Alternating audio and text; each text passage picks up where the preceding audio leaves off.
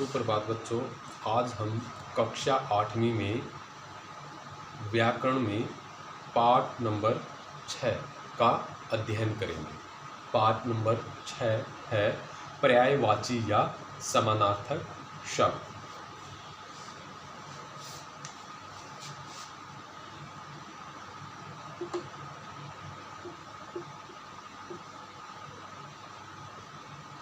पर्यायवाची या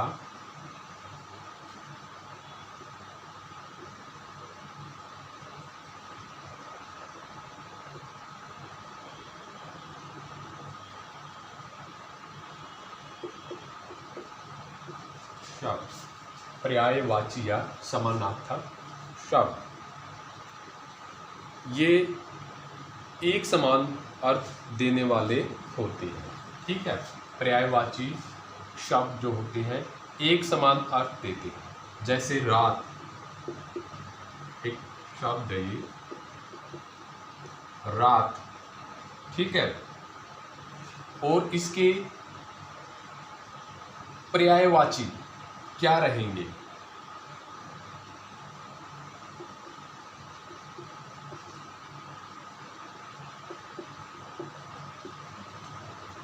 रात, रात्रि, रात, रात्रि, रजनी। ठीक है, एक से ज्यादा अर्थ देने वाले शब्दों को हम समानार्थी या पर्यायवाची शब्द भी कहते हैं। जैसे निशा, ठीक है, रात है, इसके 3 और अलग से पर्यायवाची है, लेकिन इनका अर्थ एक ही है, रात। इसको हम यामिनी भी कहते हैं, यामिनी। तो एक शब्द रात है यहाँ पर, तो इसके 4 अन्य पर्यायवाची शब्द और है, लेकिन इन सभी का एक ही अर्थ है, रात। ठीक है, तो इसकी परिभाषा है, पर्यायवाची या समानार्थक की परिभाषा है। परिभाषा लिखेंगे,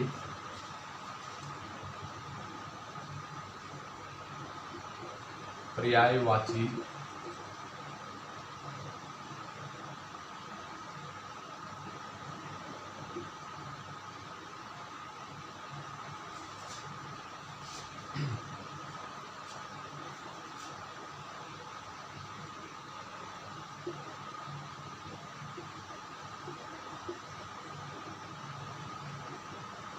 या समानार्थक शब्द की परिभाषा। ठीक है, पर्यायवाची परिभाषा है इसकी, जो शब्द एक दूसरे से मिलता जुलता अर्थ प्रदान करता है। जो शब्द एक दूसरे से मिलता जुलता, ठीक है, मिलता जुलता अर्थ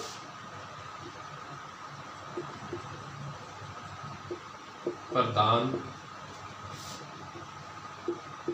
करता है, उसे पर्यायवाची या समानार्थी शब्द कहते हैं। समानार्थक लिख लो यहाँ पे, समानार्थक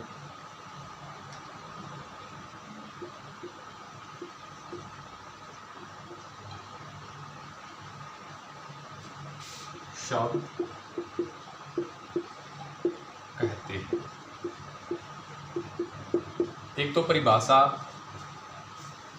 ये है, ऐसे भी हम लिख सकते हैं, जो शब्द एक दूसरे से मिलता जुलता अर्थ प्रदान करता है, उसे पर्यायवाची या समानार्थक शब्द कहते हैं। एक परिभाषा और है, यहाँ पे लिख लेंगे अथवा, अथवा समान अर्थ रखने वाले, समान अर्थ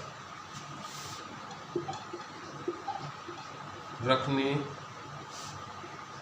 वाले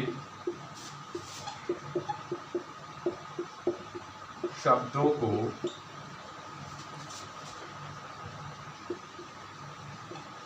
पर्यायवाची या समानार्थक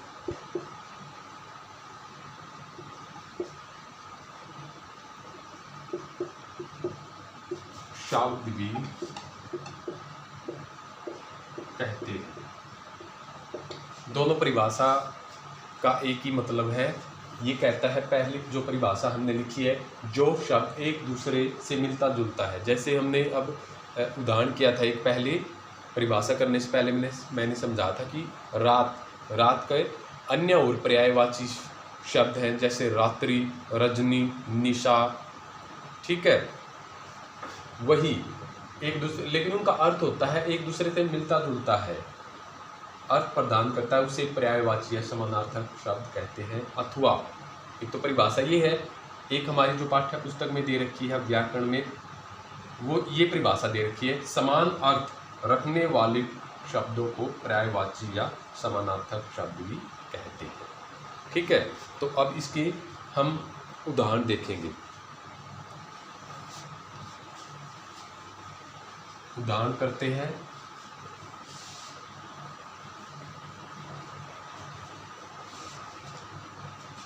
उसी लाइन में लिख देंगे, जैसे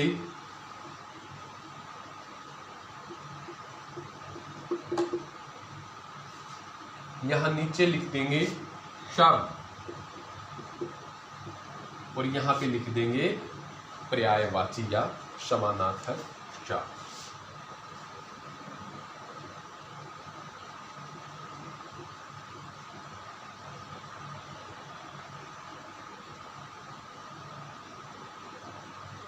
पर्यायवाची हमारी व्याकरण की बुक है, उसमें अंधेरा दे रखा है। पहला एक शब्द है अंधेरा।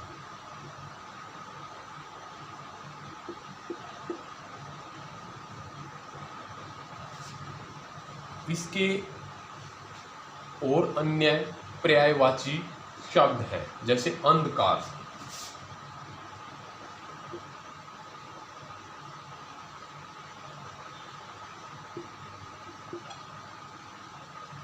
अंधकार, ठीक है, तम भी अंधेरा होता है। फिर तमस,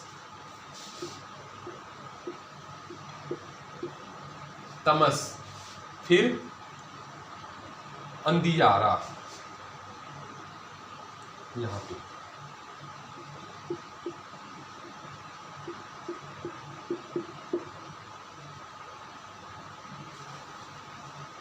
अंधियारा।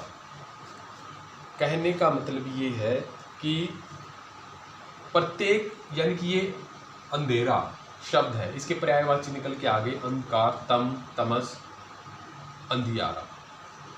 ये कहता है कि जो ये पर्यायवाची शब्द है अंधेरे शब्द के,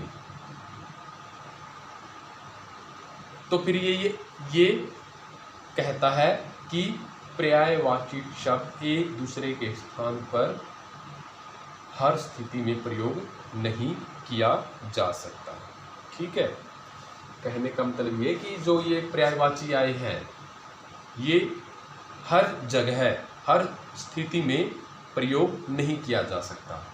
ठीक है, जैसे फिर यहाँ पे अलग से एक परिभाषा और करेंगे, जैसे हाँ, इसके नीचे लाइन लिख लेंगे कि प्रत्येक पर्यायवाची,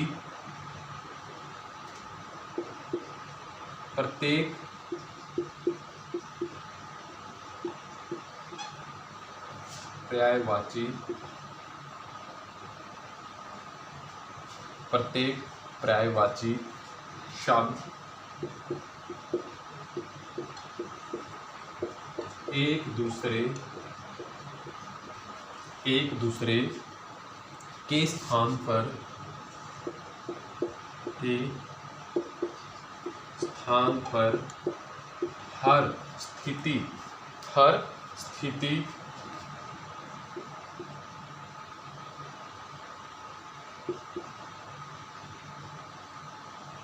हर स्थिति में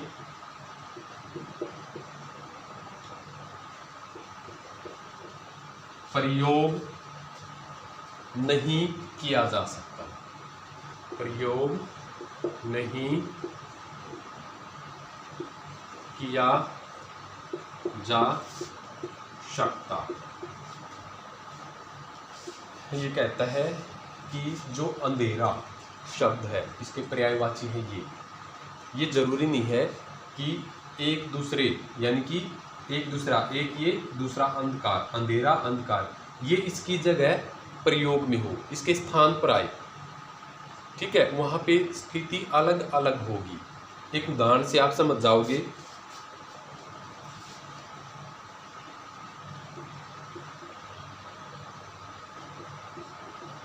एक उदाहरण है, यहाँ पे ऊपर लिख रहा हूँ।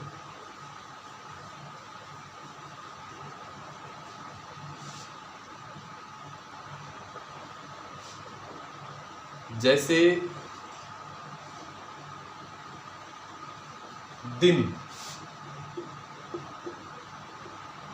ठीक है, उदाहरण में इससे नीचे लाइन में लिखना हमने दिन और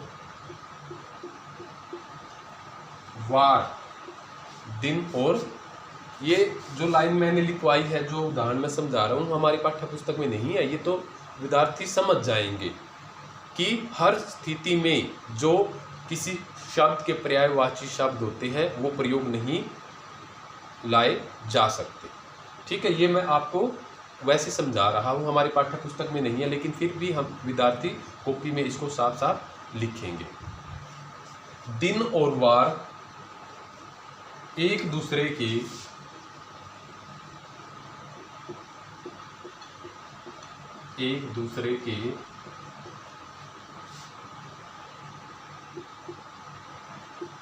पर्यायवाची, एक दूसरे के पर्यायवाची हैं, किंतु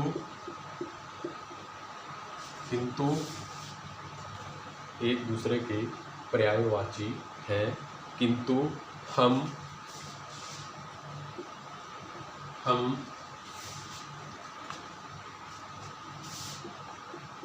स्वतंत्रता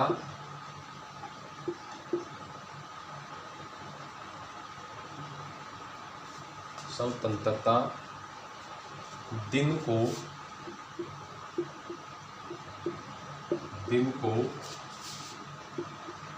स्वतंत्रता वार नहीं कह सकते।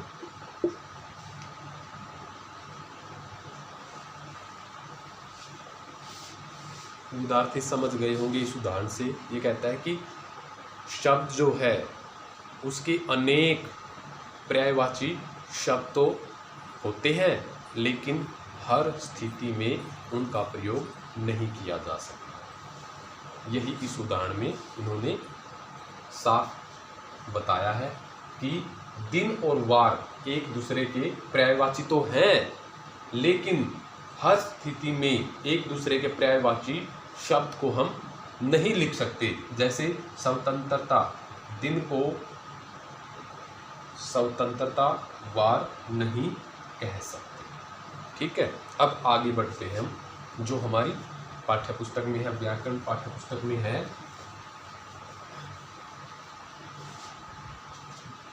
विद्यार्थी कॉपी में लिखेंगे शब्द और उसी लाइन में पर्यायवाची या समानार्थक शब्द। पर्यायवाची।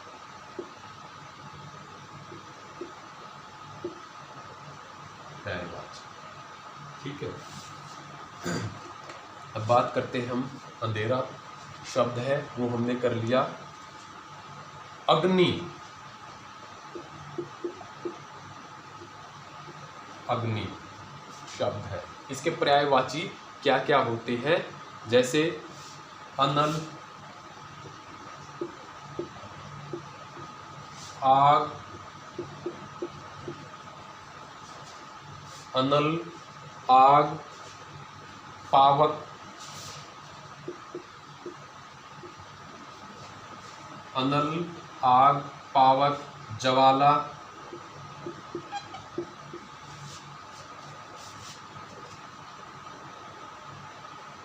हाँ, ये चार है, ठीक है। शब्द है अग्नि, इसके चार पर्यायवाची शब्द निकल के आ गए हैं।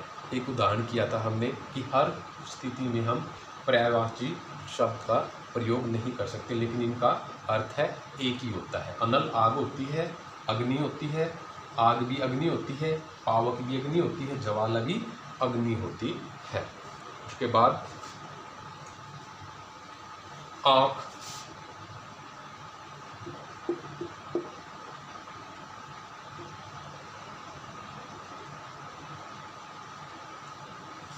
आँख, इसके आँख शब्द के पर्यायवाची बहुत सारे शब्द हैं। जैसे आँख से नेत्र, नयन, नेत्र, नयन, इसके बाद लोचन,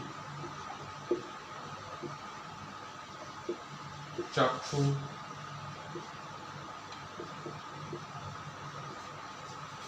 आँख शब्द के चार पर्यायवाची या समानार्थक शब्द है। इनका सभी का एक ही अर्थ है, नेत्र का भी, नयन का भी, लोचन और चक्षु, आँख। तो आगे बढ़ते हम। कमल, एक शब्द लिया हमने, कमल। कमल को, कमल के अन्य पर्यायवाची कौन कौन से शब्द हैं? कमल को सरोज भी कहते हैं,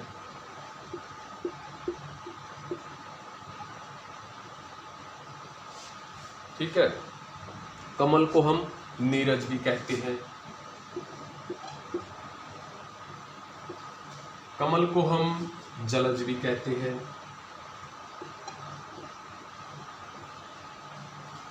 कमल को हम पंकज भी कहते हैं,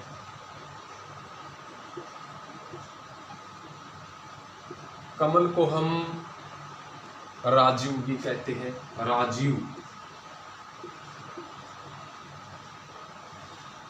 तो कमल शब्द के पर्यायवाची निकल के आ गए यहाँ पे, सरोज, नीरज, जलज, पंकज, राजीव। इन सभी का एक ही अर्थ है, कमल। फिर है इसके बाद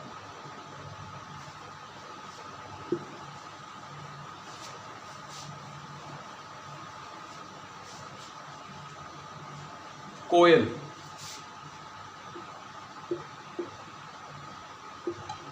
कोयल, कोयल शब्द के पर्यायवाची है। कोयल को कोकिला भी कहते हैं, कोकिला। इसको हम काकपाली भी कहते हैं,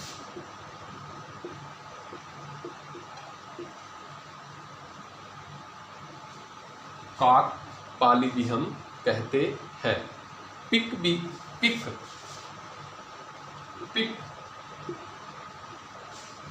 भी हम कोयल को ही कहते हैं। पिक यानी कि पिक, इसका नाम पिक इसलिए है, इसकी जो आवाज़ है, वाणी है, इतनी मधुर है, इतनी मीठी है, तो उसी के आधार पर कोयल को पिक भी कहा जाता है।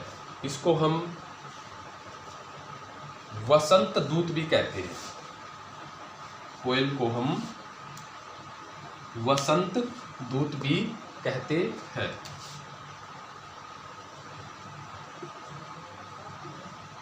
वसंत दूत।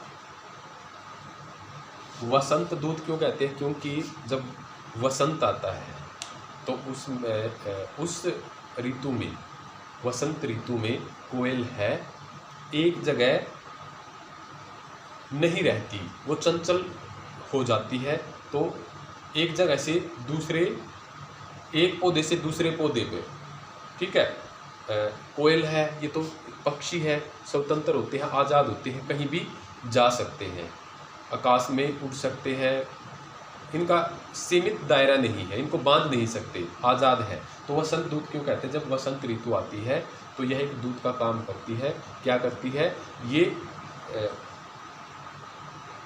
कूकती रहती है, अपनी मीठी आवाज़ है, इसकी जो वाणी है वो निकालती रहती है वसंत ऋतु में, तो इसलिए इसको वसंत दूत भी कहते हैं।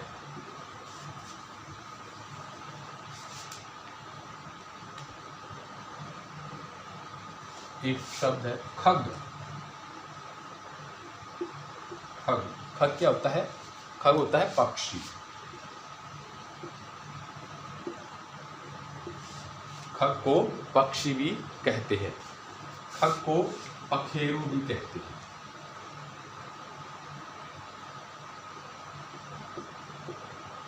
पखेरु, खग को पखेरु भी कहते हैं। खग को नभचर भी कहते हैं।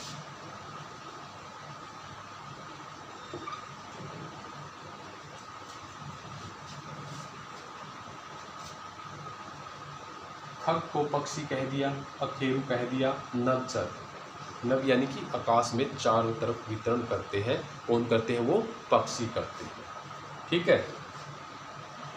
इसको हम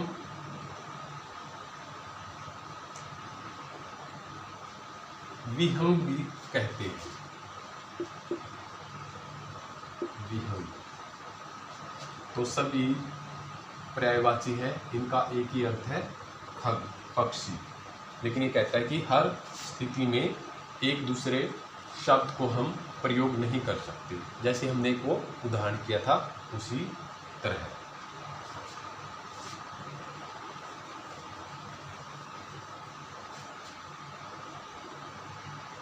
एक शब्द लेते हैं हम समुंदर।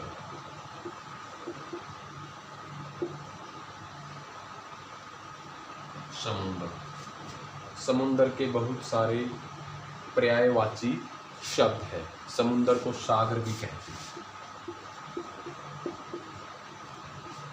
समुंदर को सागर भी कहते हैं। समुंदर को रत्नाकर भी कहते हैं।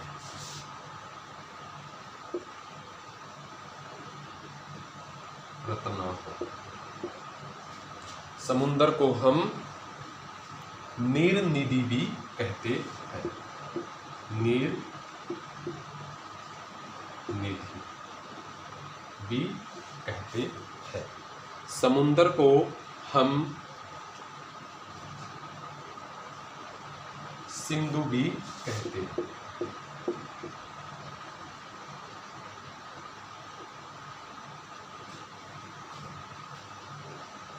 ये है समुंदर शब्द के पर्यायवाची। विद्यार्थी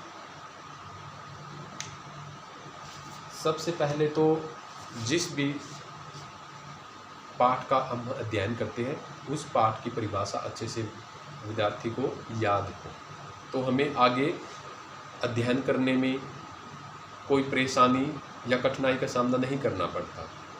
परिभाषा से हमें पता चल जाता है कि पाठ में क्या है। तो जो भी अब शब्द उनके पर्यायवाची हमारी पाठ्य पुस्तक में रहते हैं, विद्यार्थी उन सभी का अध्ययन कर लेंगे और जो मैंने बोर्ड पे करवाया है वो कॉपी में साफ साफ लिख लेंगे और उसकी फ़ोटो लेकर मेरे व्हाट्सएप पर भेज देंगे। आज के लिए इतना ही। इसके जो अभ्यास प्रश्न है वो हम कल करेंगे। धन्यवाद।